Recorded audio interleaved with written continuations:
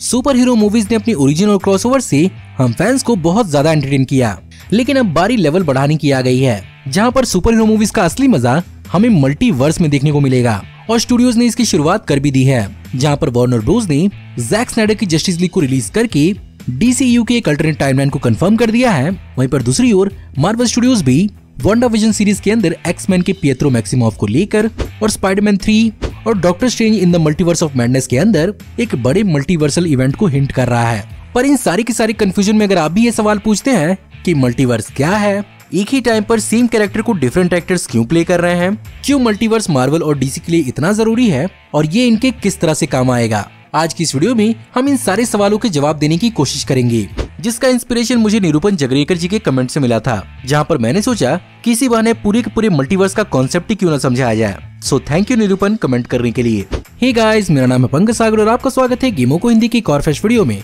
Now without wasting any more time, let's get started. अब cinematic multiverses के बारे में ठीक से बात करने से पहले चलिए समझते हैं कि आखिर रियल लाइफ में मल्टीवर्स का आखिर मतलब क्या होता है। ऑफ कोर्स मैं यहाँ पर एकदम डीप साइंस में तो नहीं घुसूंगा, बट बेसिकली मल्टीवर्स एक हाइपोथेटिकल यानी काल्पनिक साइंटिफिक थ्योरी है, जिसमें ये माना जाता है कि हमारे ब्रह्मांड जैसे ही कई और ब्रह्मांड हैं जो space, time, matter, energy, information और फिजिकल लॉ और उनके नियमों से बने हुए हैं, जहाँ पर इन कनेक्टेड यूनिवर्सेस को पैरेलल यूनिवर्सेस कहते हैं, जहाँ पर एक यूनिवर्स की बनावट, फिजिकल नियम या रियलिटी दूसरे यूनिवर्स से अलग भी हो सकती है। वहीं पर 1952 में एरविन श्रोडिंगर ने डबलिन में अपने लेक्चर में ये बताया कि ये सारे के सारे यूनिवर्सेस अल्टरनेटिवली नहीं बल्कि एक साथ एक समय पर काम करते हैं, जो स्ट्रिंग थ्योरी के हिसाब से अलग अलग फ्रीक्वेंसीज पर वाइब्रेट करते हैं और यही इनके बीच की डिफरेंस का कारण बनता है। फॉर एग्जाम्पल, जैसा कि मैं इस यूनिवर्स में कॉमर्स सब्जेक्ट लेकर यूट्यूब वीडियो बना रहा हूँ, क्या पता किसी और यूनिवर्स में मैंने साइंस सब्जेक्ट लेकर मार्स में झंडे गाड़े हों। हाँ, मैं जानता हूँ बहुत गंदा मजाक था, वहाँ भी ये मेरे बस की बाहर की ही चीज होगी।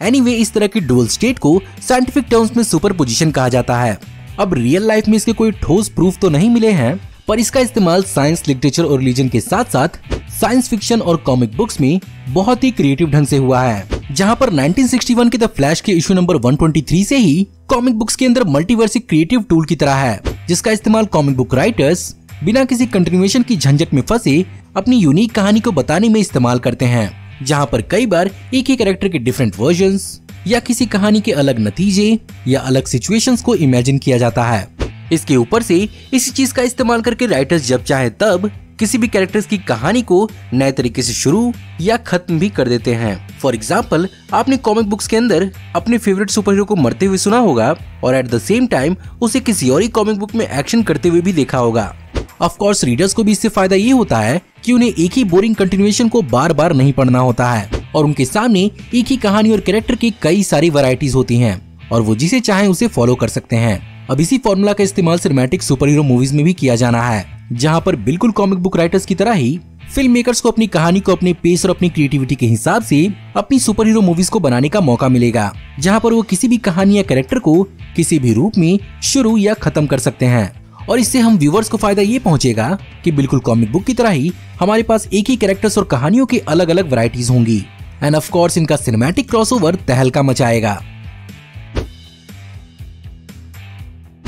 जहां पर मार्वल सिनेमैटिक यूनिवर्स के लिए अब ये बात ऑब्वियस है कि वो सिनेमैटिक मल्टीवर्स को एक्सप्लोर करेंगे, फिर भी वो हमें इस बात को खुलकर एक्सप्लेन नहीं कर रहे हैं कि मार्वल में मल्टीवर्स का गेम ऑन हो चुका है। वहीं दूसरी ओर DCU ने भी इस बात को शुरुआत में तो नहीं कहा था, लेकिन फिर भी उन्होंने अपने सेम कैरेक्टर के अलग अलग मूवी वर्जन्स को बनाने से भी कोई परहेज नहीं किया और फाइनली 2020 के DC फैंडम इवेंट में मल्टीवर्स 101 पैनल में DCU के करंट हेड वॉल्टर हमादा ने DC के सिनेमैटिक मल्टीवर्स को कंफर्म किया, जहां पर करंट DCU का कंटिन्यूएशन इस सिनेमैटिक मल्टीवर्स में एक अलग यूनिवर्स के रूप में जाना जाएगा, जिस चीज को कंफर्म किया एरोवर्स के क्राइसिस इवेंट के क्रॉसओवर ने, जिसमें एज़रा मिलर का फ्लैश एरोवर्स के ग्रांट गस्टिन के फ्लैश से मिला एंड ऑब्वियसली इस बात को भी यहीं पर क्लैरिफाई किया कि DC की सारी लाइव एक्शन एडॉप्टेशन इसी वास्ट मल्टीवर्स का हिस्सा है। वहीं पर आने वाली रॉबर्ट पैटिंसन की बैटमैन मूवी और वकीन फिनिक्स की जोकर मूवी का यूनिवर्स भी इसी कलेक्टेड मल्टीवर्स के अंदर दोनों मूवीज की अलग अलग इंडिविजुअल यूनिवर्सेस हैं।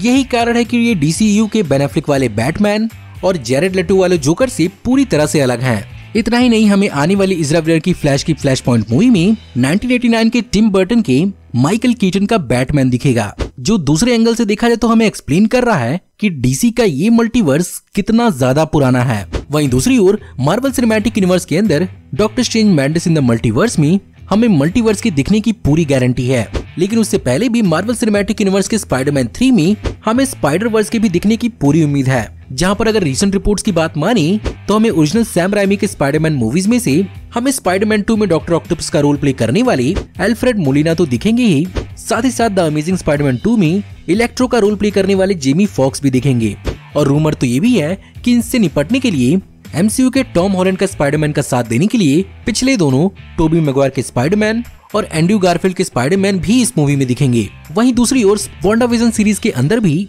वांडा ने अपने भाई पिएत्रो को एक्समैन मूवीज के एवन पीटर्स के पिएत्रो से रिप्लेस कर लिया है, जो एक ऑब्वियस हिंट है कि मार्वल के अंदर मल्टीवर्स की शुरुआत हो चुकी है। अब बस मार्वल के डिक्लेयर करने की बात है। तो अब मल्टीवर्स की तो शुरुआत हो गई, पर ये बैटल जीतेगा कौन? चलिए अब इस पर बात करते हैं।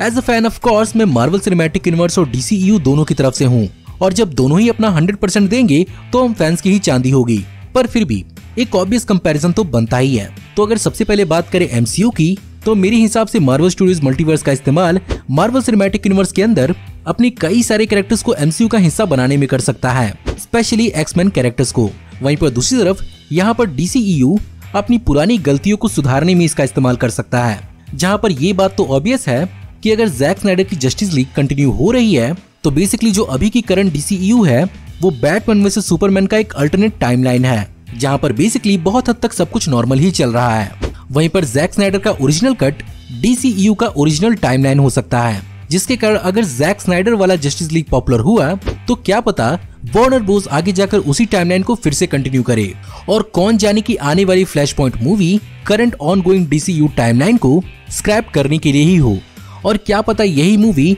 इन दोनों की दोनों टाइमलाइंस को एक साथ मर्ज कर दे, जिसके कारण फाइनली हमें जैक स्नाइडर का इनविजन डीसीयू देखने को मिल सकता है। दूसरी ओर अगर बात करें वैरायटी की, तो यहाँ पर डीसीयू का फिर से एक अपर हैंड हो सकता है, क्योंकि भले ही डीसीयू हमें बिखरा बिखरा सा दिखा हो, पर उसने बहुत सारी वैरायटी जरूर एक्सप्लोर की है, जहाँ पर women oriented movies, kids oriented movies और आर रेटेड मूवीज हमें दिख चुकी हैं। और फ्यूचर में अगर सब कुछ सही रहा तो ये उसे करने में फिर से दिक्कत नहीं होगी। वहीं पर अगर बात करें मार्वल स्टूडियोज की, तो यहाँ पर डिज्नी अपने फैमिली फ्रेंडली वाले छवि बचाने के चक्कर में मार्वल स्टूडियोज को बहुत ज्यादा रिस्ट्रिक्ट करता है। लेकिन ऑफ कोर्स अगर डिज्नी को भी यहाँ पर कंपटीशन में बने रहना है तो उसे इस मल्टीवर्स का फायदा उठाना सीखना होगा, जहाँ पर अगर वो चाहें तो adult oriented super hero movies भी बना सकते हैं। और रिपोर्ट्स तो ऐसी भी आ रही हैं कि डेडपूल 3 बेसिकली एक आर रेटेड मूवी होगी।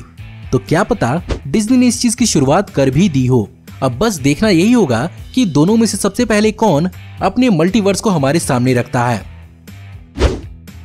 सो गाइस, ये थी एक explanation video cinematic super hero multiverse के कॉन्सेप्ट के ऊपर। मैं ये वीडियो बहुत ही लंबे समय से बनाना चाहता था, लेकिन मौका मुझे अब मिला, तो सोचा क्यों ना सारी की सारी कसर इस वीडियो में पूरी कर दी जाए। उम्मीद करता हूँ कि आपको आज की वीडियो पसंद जरूर आई होगी, और अगर आपको आज की वीडियो पसंद आई हो तो इस वीडियो को लाइक जरूर करिएगा। और अगर आप भी किसी पर्टिकुलर टॉपिक को लेकर हमारी कोई एक्सप्लेनेशन वीडियो चाहते हैं तो हमें कमेंट्स में बताना मत भूलिएगा। साथ ही साथ हमारे आने वाली ऐसी ऑसम वीडियोस को देखते रहने के लिए हमारे चैनल को सब्सक्राइब करिए, बेल वाले आइकन को दबाइए और हमारी वीडियोस को बिना मिस किए एंजॉय करते रहिए। और अगर आप चाहें तो इस वीडियो के लिंक को अपने दोस्तों ग्रुप्स के बीच में जितना हो सके उतना शेयर करें। Thank you for watching, see you in the next video, till then take care, good bye.